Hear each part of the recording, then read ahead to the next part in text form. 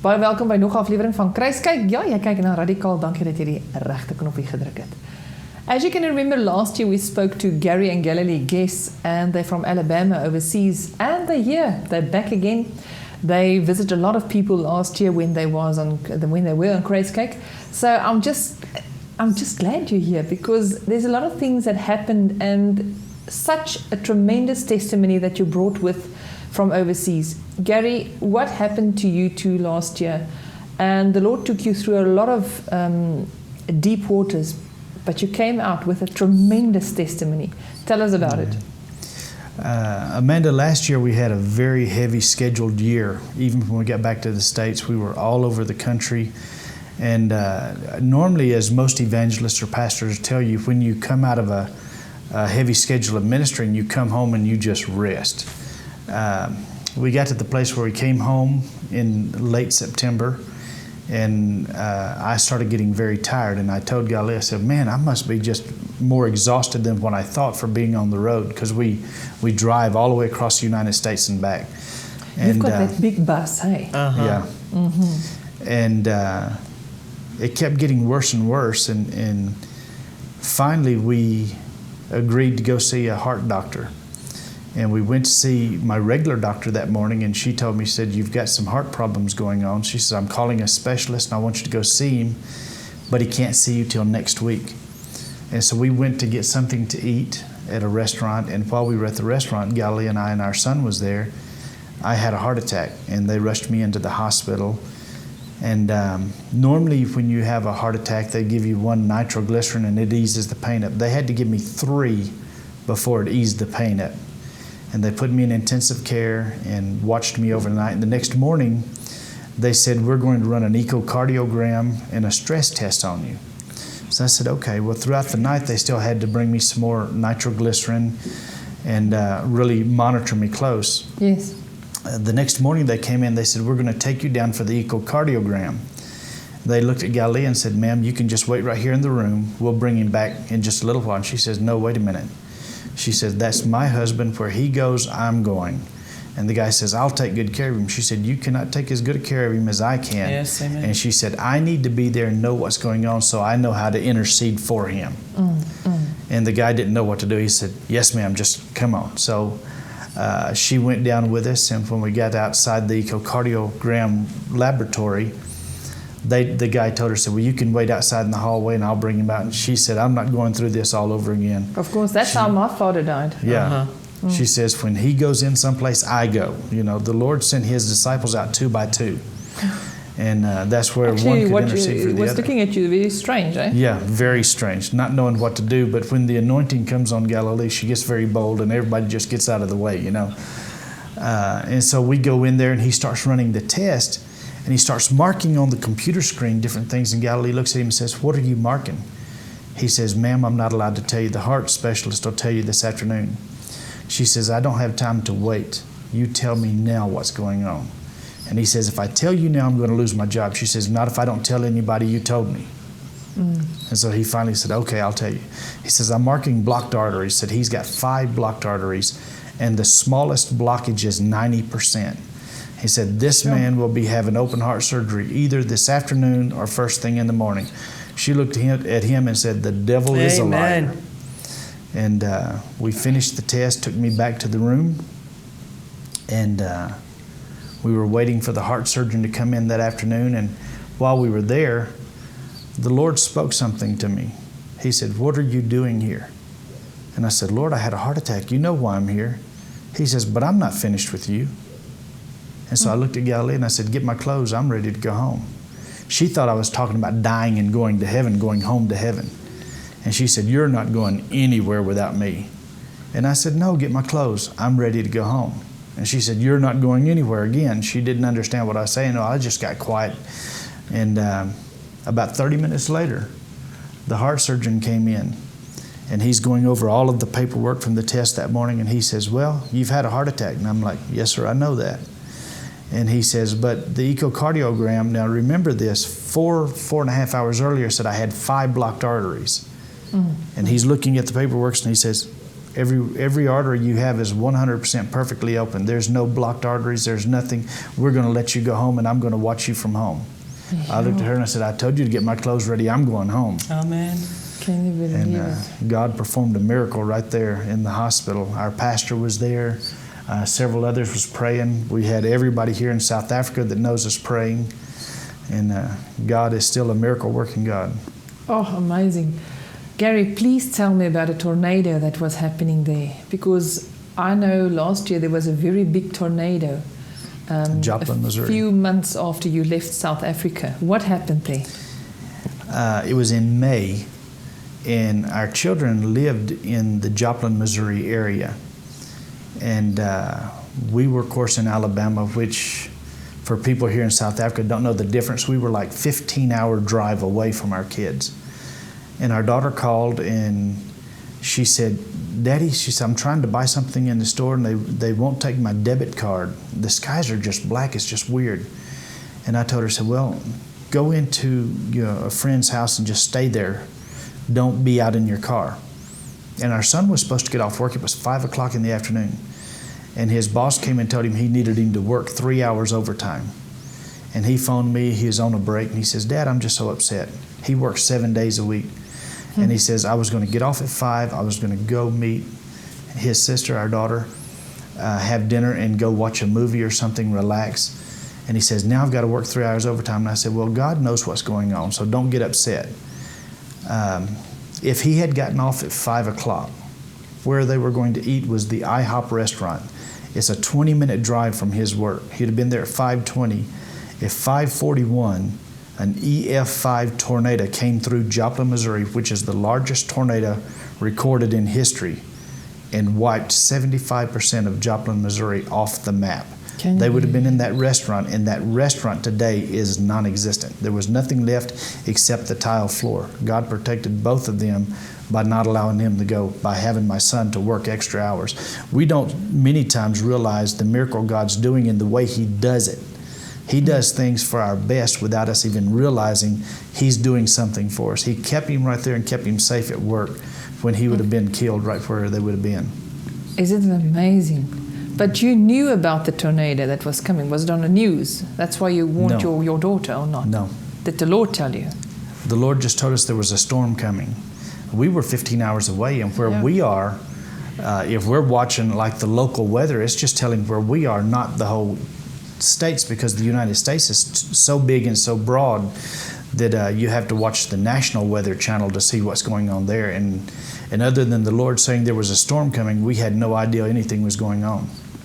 Can you believe it? Amazing, amazing. Yeah. But Galilee, you don't hear God's voice just because you're doing 5 minutes or 10 minutes or 50 minutes, maybe an hour a night. I know sometimes you intercede like in night through. What does it mean to hear God's voice? What must we do to really hear God's voice, to see blinded eyes open, deaf ears open? What is the secret? Amanda, just like in Joplin, Gary just spoke about, when the whole city was wiped out, the only thing that stayed over was the church had a steeple, and it had one of the biggest crosses that stood standing.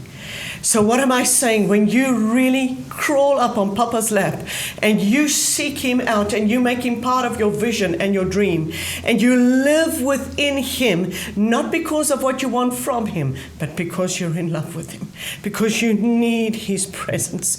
You need his arms around you. You want to stay up till 4 in the morning and seek his face. You've gone through the asking realm. You've asked him. You've gone through the warfare realm, and you finish with warfare, and then you go into that secret place and you smell his fragrance and you feel his presence. And Amanda, there is not enough money on the face of the earth. There is not enough wealth. There is not enough fame that can take that moment of enjoyment of being in his presence. That's what makes what we do worthwhile. That's why staying awake all night pays the cost out and out, because you can smell him, you can feel him, and he is real. For a lot of people that just only have religion and no relationship, when the tornadoes come, when the storms come, when the trials of life come, there's only one refuge, and his name is Jesus. And many of us don't know how to run to him because we're only in love with him when we're in need of him. We prostitute him because we need him in our times of trials and tribulations. But it's time that we realize, actually a month ago he told me this. He says, daughter, you love me more and society loves me more in the moment of need. And he says, I love you more in your moment of need. I said, God, I don't understand. Here, ek verstaan glad nie wat jy bedoel nie. Hy sê, maar daardie tye wanneer jy in bonatuurlike nood is, dan hardloop jy na my toe, soos wat 'n man 'n prostituut betaal om saam te wees vir sy uur van nood. Hy sê, so, soek julle my in my uur van julle uur van nood. Hy sê, wanneer gaan die tyd kom dat julle my gaan soek, al is daar nie 'n nood nie. That I'll be your love song night and day and night, and that you cannot wait to revel in my love. Then trials and tribulations will have to step aside because he'll know we love him no matter what the price. Amen. And I think, Amanda, that's where God wants most of us. Galilee praat met ons. Daar's mense wat smag om 'n dieper verhouding te hê, maar hulle kan nie. Hulle kom nie daar uit nie. Hulle kom nie daar deur nie. Wat moet jy doen om 'n dieper verhouding met die Here te hê? Spending time with him. It's literally going to cost. It's literally going to cost you to spend time. He says, "Wait upon me," and you know. As a society, it's hard to wait. Nee, is baie moeilik om te wag op iets. As iemand jou kom optel, is jy sommer kwaad omdat hulle laat is, want is moeilik om te wag. But if we can put on soft praise and worship, put the phone off, put the TV off, tell the children, Mommy's going to go and pray, or if all else, make them sit on the carpet and let them start learning what the secret place is. And just start telling God. Like I said, there's 3 realms of prayer. Tell God. The asking realm, tell him what's on your heart. Get it out. Clean out house. And then if there's warfare to be done, do your warfare. Tell Satan how you feel about him. That's realm 2. And then get quiet and say, God, I need you to draw me and make me wait until I feel your presence, till I can taste you, till I know you're here. Not 3 minutes, not 5 minutes. Wait till you feel him. Then he will be like that of an eagle. He will give you strength. You will run and not be weary. You will run and not faint. And he will give you wings of an eagle to be able to have strength to fly above the storm. Many people don't know the eagle is the only bird that can fly right up into the sun and look into the sun without blinking his eyes. Sure. Because he can face the power of the anointing of the light of the presence of God's glory. It's because we don't know how to wait and we cannot take the power of the light of his glory. We want to be his bride, but we look like garbage and not like a bride. And I'm not talking about what you're wearing. I'm talking about your relationship. Wait upon him. Spend time with him. Make love to him. Dance with him. Stop. He knows what's on your mind. You've told him. Put on soft music and wait upon him. And you'll be amazed. He'll start journaling. He'll start writing. He'll start telling you what to note down. Put a time and a date and you'll see God himself will start prophesying to you. And he will start bringing to pass what he's telling you. It's time that we wait upon his presence. Amen. There was a girl that I spoke the other day to. I said to her, she said she didn't know how this wait on God was working. And she was like for 6 months, every night, an hour, 2 hours, 3 hours. For 6 months, she didn't hear anything. God wasn't speaking to her. And all of a sudden, she started hearing the voice. And he said he's going to speak softer in difficult times, that she will hear his voice. That's part and of it's this amazing. new season. Tell us more about the voice of the Lord. And how does this it work? new season, this time we're in, this time period that we're in, part of this new season is he's going to start again to talk in a still, soft voice. He's going to whisper, and it's only the true remnant and the true bride that is hungry and starving for a touch that will stop talking. We're so busy with ourselves and our stuff, and stop and start listening. And if we can just start tuning our inner spirit to him, and now a lot of people say, how do you know when he speaks to you? You know, how many times have you left your house and something deep inside you says, hey, you forgot the iron on. Who was that? The devil? He don't care if your house burns down. That was that still soft voice. If we can start obeying the little things, then we actually all hear God's voice, but we never really listen. But He's there. He's talking to us, and He's screaming to His bride, and He's got tired of screaming. Now He's becoming that still soft voice because He wants to woo her into His presence. Galilee, what was the precious day or season in your life that you will never forget, where you felt so in love with the Lord, and it was just tears and tears and tears? There's so many of them. There was one afternoon, I was actually still living here in South Africa and going through a very rough time in my life. I could honestly tell you I've never felt so lonely. And I was at a point of committing suicide. I gave up. And I was sitting in my sitting room in Vereniging, and I had a knife, and I slit my wrist. And I said, God, I give this to you. I cannot do this anymore. And instantaneously an angel came into the room, and now blood's running out of this wound, and placed his big white hand over this wound on my arm. And those places instantaneously closed.